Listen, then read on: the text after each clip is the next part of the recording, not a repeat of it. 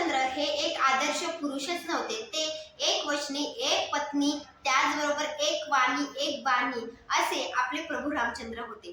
त्याचबरोबर ते निश्चयी आणि त्यागी असे पुरुष होते. माता कैकेयीच्या सांगण्यावरून त्यांनी 14 वर्ष वनवास पत्करणारे असे पुत्र म्हणून ओळखणारे आपले असे प्रभू रामचंद्र होते. यांना मी साष्टांग नमस्कार करते आणि आजच्या व्हिडिओला सुरुवात करते.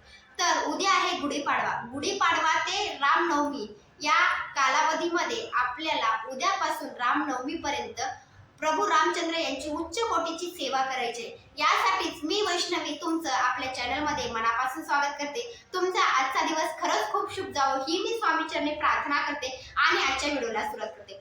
सगळ्यात महत्त्वाची गोष्ट, आपल्याला उद्यापासून रामनवमी पर्यंत प्रभू रामचंद्र यांची उच्च कोटीची सेवा करायची आहे. जो कालावधी आहे या कालावधीमध्ये जास्तीत जास्त आपल्याला प्रभू रामचंद्र यांची सेवा करायची.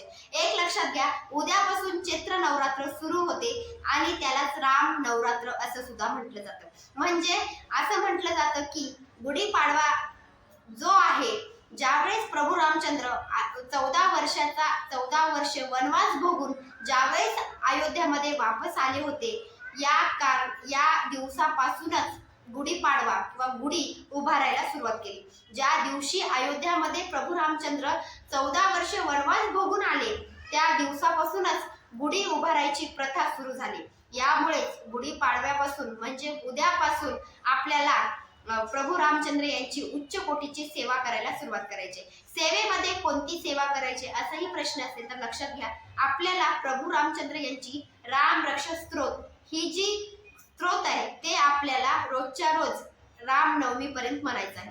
कोणत्या वेळेमध्ये म्हणायचं आहे असाही प्रश्न असेल तर लक्षात घ्या, तुम्हाला जो वेळ मिळेल त्या वेळेमध्ये तुम्ही राम रक्षा स्तोत्र म्हणू शकता.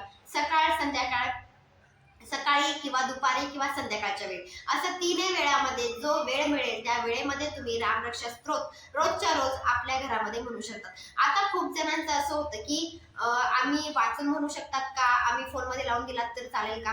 तर एक लक्षात घ्या, तुम्हाला मराठीमध्ये सुद्धा स्तोत्र मिळून जाईल आणि संस्कृतमध्ये सुद्धा मिळून जाईल. आपले जी स्वामी केंद्रामध्ये पुस्तकं मिळतात, जी नित्यसेवाचा जी ग्रंथ आहे, जी पुस्तक आहे, त्याच्यामध्ये प्रभू रामचंद्र यांची सेवा म्हणून एक अध्याय आहे. म्हणजे प्रभू रामचंद्र यांची सेवेमध्ये आपल्याला प्रभू रामचंद्र यांचं जी रामरक्षा स्तोत्र आहे ते भेटून जाईल. तर तुम्ही नित्य सेवेमध्ये 147 पेज नंबरवर रामरक्षा स्तोत्र आहे, त्याचे 4 पेजेस आहेत ते तुम्हाला वाचन करायचे आहेत. रोजच्या रोज तुम्हाला 4 पेजेस वाचायचे आहेत. ज्यांना वाचणं शक्य नाही त्यांनी फोनवर लावून दिला तरी चालेल, कारण की संस्कृत शब्द आहेत, अवघड शब्द आहेत, एखादा शब्द इकडे तिकडे होऊ शकतो. यामुळे तुम्ही फोनमध्ये लावून द्या आणि तो संपेपर्यंत एखादं काम करू शकता, किंवा तुम्ही तुमच्या देवघर ज्या ठिकाणी आहे, ज्या ठिकाणी तुमचे स्वामी महाराज आहेत, त्यांच्या समोर बसून ते रामरक्षा स्तोत्र संपेपर्यंत ऐकू, म्हणजे संपेपर्यंत तुम्ही देवघरासमोर किंवा स्वामींसमोर बसून ते रामरक्षा स्तोत्र ऐकू शकता. किंवा तुम्हाला संस्कृत जमत असेल, वाचता येत असेल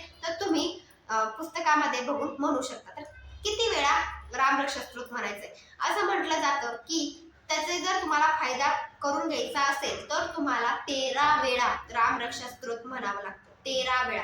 आणि जर तुम्हाला रामरक्षा स्तोत्रची सेवा रोजच्या रोज किंवा प्रभू रामचंद्र यांच्यासाठी जर तुम्हाला सेवा करायची असेल तर तुम्ही 1 वेळा म्हटलात तरी चालेल. पण जर तुम्हाला तुमच्या घरामध्ये काही गोष्टी आहेत, अशुभ गोष्टी व्हायला सुरुवात झाली असेल किंवा काही वाईट गोष्ट आहे असं जर वाटत असेल, किंवा आपल्या घरामध्ये खूप व्यक्ती आजारी जर राहत असेल तरी सुद्धा तुम्ही रामरक्षा स्तोत्रचा पाठ किंवा तुम्ही रामरक्षाचं पठण घरामध्ये करू शकता. अशा पद्धतीने करा, किंवा तुम्ही 1 वेळा म्हणलात तरी चालेल. किंवा ज्यांच्या घरामध्ये फक्त प्रभू रामचंद्र यांची सेवा केली जाते त्यांना माहिती आहे की 13 वेळा रामरक्षा स्तोत्र म्हटलं जातं. रोजच्या रोजही तुम्ही म्हणू शकता, पण प्रभू रामचंद्र यांच्यासाठी आपल्याला उद्यापासून गुढीपाडवा ते रामनवमी पर्यंत आपल्याला ही सेवा करायची. तुम्हाला समजलं असेल का करायचे. तुमच्या घरातल्या अडचणी ज्या आहेत त्या निघून जाण्यासाठी, खूप जणांच्या घरावर कर्ज असेल त्या गोष्टी कमी करण्यासाठी सुद्धा तुम्ही प्रभू रामचंद्र यांची सेवा करू शकता. किंवा जी वाईट गोष्टी घरामध्ये व्हायला सुरुवात झाली असेल ते कमी करण्यासाठी सुद्धा प्रभू रामचंद्र यांची रामरक्षा स्तोत्रची सेवा करायला सुरुवात करू शकतो. हात पाय धुवायचे आणि देवासमोर बसायचं. आपण ज्या ठिकाणी बसतात त्याच्या खाली आसन घ्यायचं, आपल्या खाली आसन घ्यायचं आहे आणि रामरक्षा स्तोत्र म्हणायचं आहे. जी रामरक्षा स्तोत्र म्हणतं त्याचं रक्षण रक्षण करण्यासाठी रामरक्षा स्तोत्र म्हटलं जातं. जे रामरक्षा स्तोत्र म्हणतात त्याचं रक्षण होतं, यासाठी आपल्याला रामरक्षा स्तोत्र याचा पाठ करायचा आहे. रामरक्षा स्तोत्र आपल्याला रोजच्या रोज आपल्या घरामध्ये म्हणायचं आहे.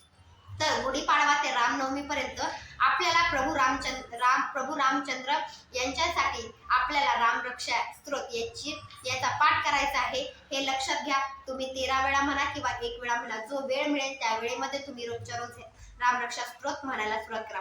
उद्यापासून रामरक्षा स्तोत्र म्हणायला सुरुवात करू शकता, ती रामनवमी पर्यंत. माझा व्हिडिओ आवडला असेल लाईक शेअर सबस्क्राईब करायला विसरू नका. भेटूया नंतरच्या व्हिडिओमध्ये. श्री स्वामी समर्थ. श्री गुरुदेव दत्त.